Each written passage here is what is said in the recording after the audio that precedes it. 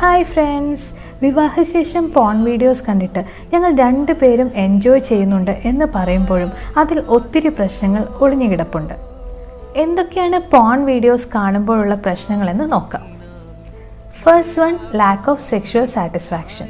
Porn വീഡിയോകൾ കാണുന്നത് വഴി പാർട്ട്ണറുമായുള്ള റിലേഷൻഷിപ്പിൽ താല്പര്യം കുറയുന്നു എന്ന് പഠനങ്ങൾ തെളിയിക്കുന്നു. ഇതിനു കാരണം പാർട്ട്ണറുമായുള്ള ഇമോഷണൽ കണക്ഷൻ കുറയുന്നതാണ്. സെക്കൻഡ് വൺ, അൺറിയലിസ്റ്റിക് എക്സ്പെക്റ്റേഷൻസ് ഉണ്ടാകുന്നു.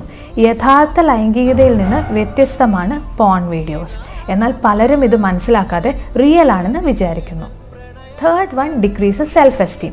പോൺ വീഡിയോകൾ കാണുമ്പോൾ മറ്റുള്ളവരുമായി താരതമ്യപ്പെടുത്തുകയും ഇത് പാർട്ട്ണറുടെ ആത്മാഭിമാനത്തെ മുറിവേൽപ്പിക്കുകയും ചെയ്യുന്നു.